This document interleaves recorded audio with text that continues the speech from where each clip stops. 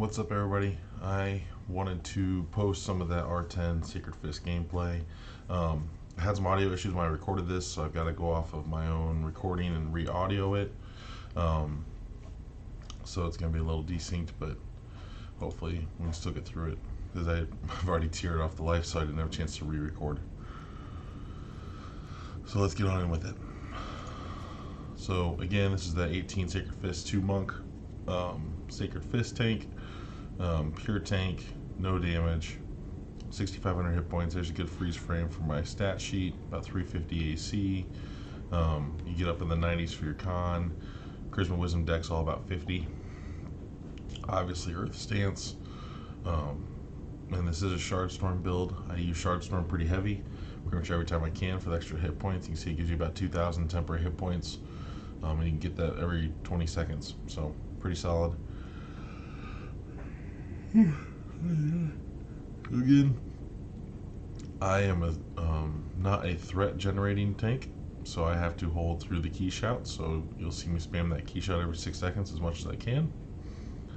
But the idea is get into him, hold your threat or hold your into him, and then I kind of played it more as trying to do a self healer. You'll see me do some swinging every now and then because there's nothing else to do. But the more I played this, the more I tried to turn it into a spot healer for the rest of the party.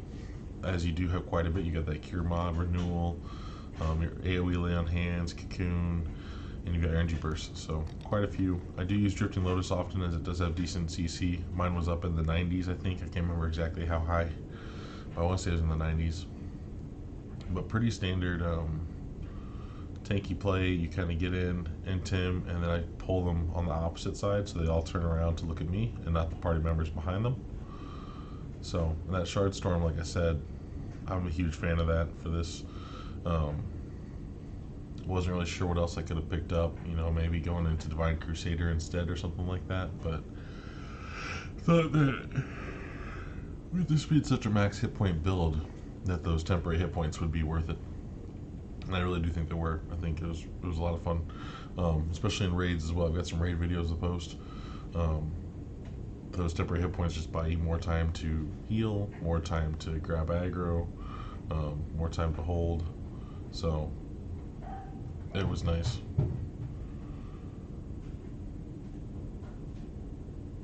But running through R10, I did quite a bit of R10 play on this life, more than I was probably planning to, because I'm not really a big fan of tanks, but I did want to compare this to the Monk tank build I did. I definitely do think this build was more superior. The Monk tank was more fun in my mind because you got to do more things, because I'm not really a healer by nature, where this build, to keep being able to do things, you kind of had to take in that secondary healer role.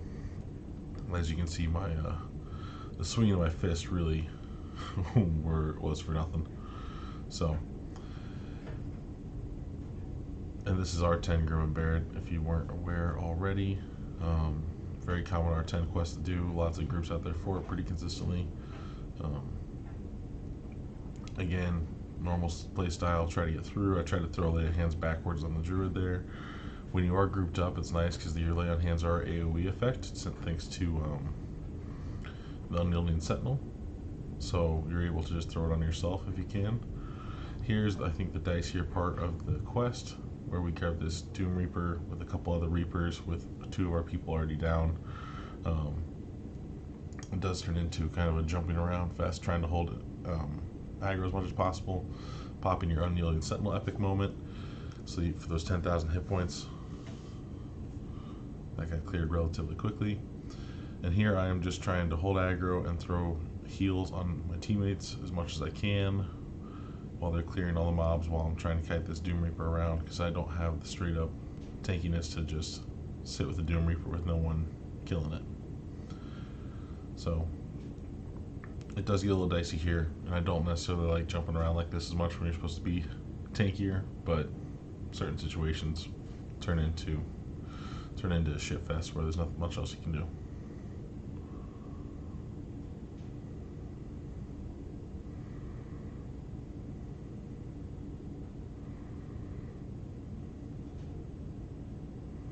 This also was pre-update 59, so the healing buff for Reaper out of combat was not in the game yet. So this is why we were definitely stopping more to heal, as I couldn't heal myself outside of Reaper or outside of combat either, since the Reaper reductions were still on.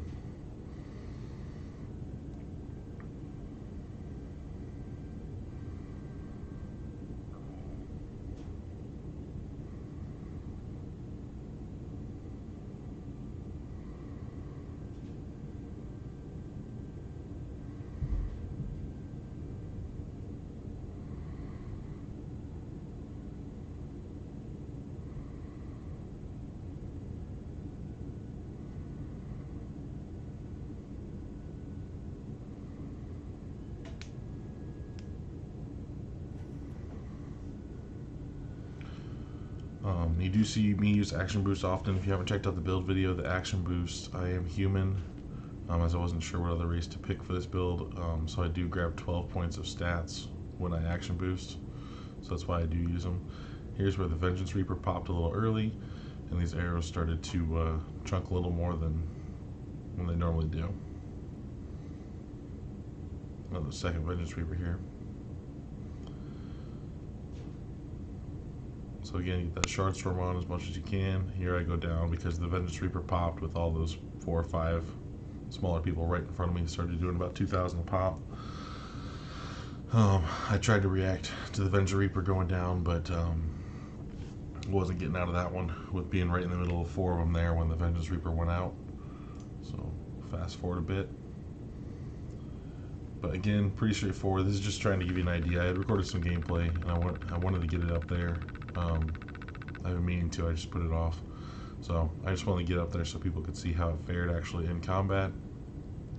Because I know I haven't posted my raid video yet. I'm going to post that as well. I did record one before I switched on to my next life. But I hope you guys are enjoying it. If you have any questions, comments about the game style or gameplay, character style, anything like that, feel free to leave them. Let me know.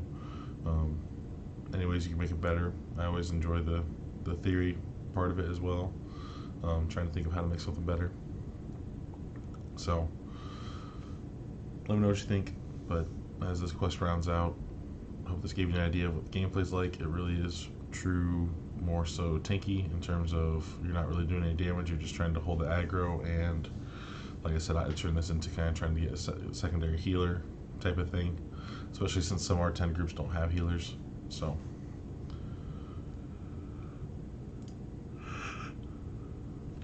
what are the odds? But I thought it felt pretty good. You know, you're right on that borderline of 6,500, 7,000 hit points. You've got temporary 2,000 hit points up pretty consistently. So it felt pretty good.